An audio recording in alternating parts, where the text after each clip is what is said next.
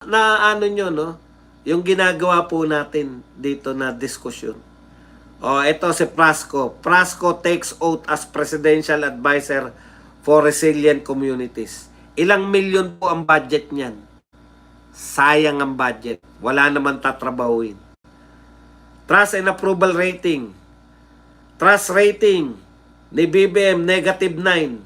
Trust rating net na, minenos na. Trust rating 35%, no trust 44. So minenos, ang net rating ni BBM sa trust ay 9%. Ganon din, negative pala.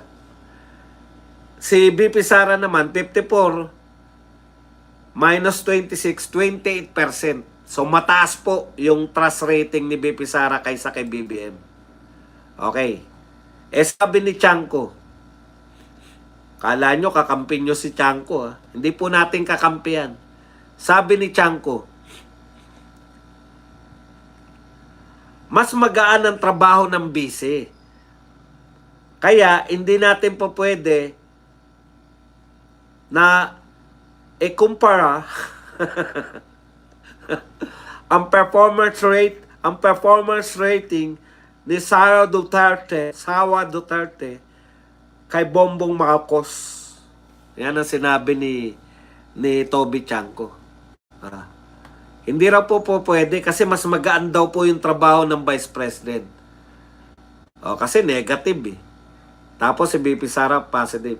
Di ikumpara natin, ikumpawa natin.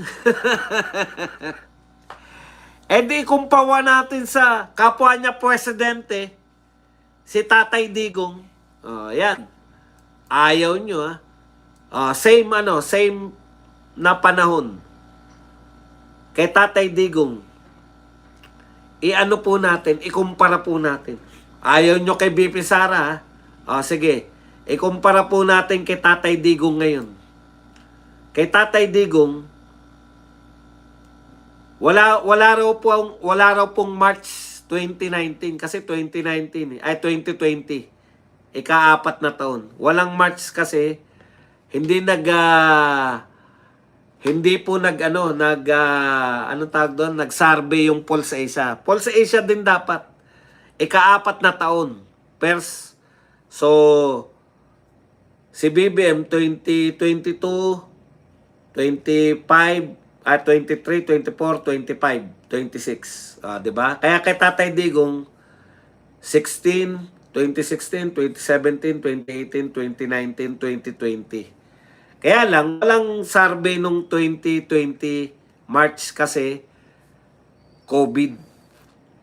So, yung 2019 na December, ito po ang rating ni Tatay Digong. Ilan na nga uli si Bongbong? Si Bongbong po, ang trust rating niya, dapat kumpara to eh. Ayaw nyo sa Vice President, kumpara natin sa Presidente. Ayan.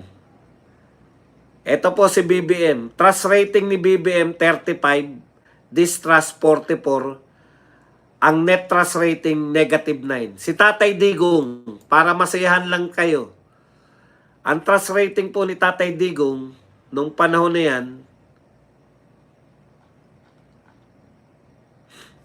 saan na ba?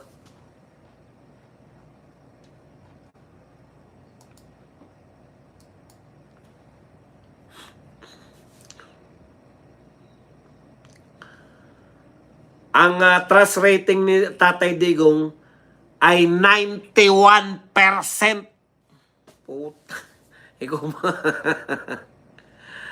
Ang distrust rating 8%. So i-menos mo, tumataginting na 83%.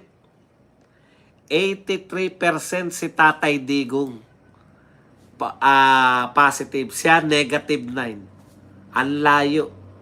Sa approval rating naman, approval rating ni Tatay Digong nung panahon na yan ay 91% din. Ang kanya naman pong disapproval ay 4% lang.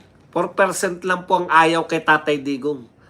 Kaya tumataginting na 87% ang kanyang net approval rating. Gusto nyo pang ikumpara sa presidente to presidente, ha? Kay BP Sara nga, nangangamote na eh. Ang layo pala, no? Ang layo pala ni Tatay Digong. Grabe. 91% ang approval at trust rating. Hay nako. 91%. Nung nag-pandemic, puta, mas lumaki pa si Tatay Digong. September 2020. Ayan po. 91% na. Ay hindi, yung 91% pala noong September. Nakakatakot pala si Tatay Digong, no? Ang taas ng rating. Tapos, sa kwento nitong mga kalaban natin, mga DDH, Duterte diehard haters, akala mo si Tatay Digong ang pinaka masamang tao. Hindi presidente, pinakamasamang tao sa buong mundo. Demonyo nila ituring si Tatay Digong, demonyo eh. Grabe, ang tindi. Nakakataas ng balahibo yung rating ni Tatay Digong. 91%. Trust and approval rating. Walang kapantay. Eto, negative. Mahabag ka naman sa sarili mo. Tapos tagapagtanggol nyo. Huwag nyo ikumpara si BBM kay BP Sara. Kasi yung isa vice president lang. O di, kinumpara namin sa presidente. Hindi naman pwedeng isa lang ang presidente kada.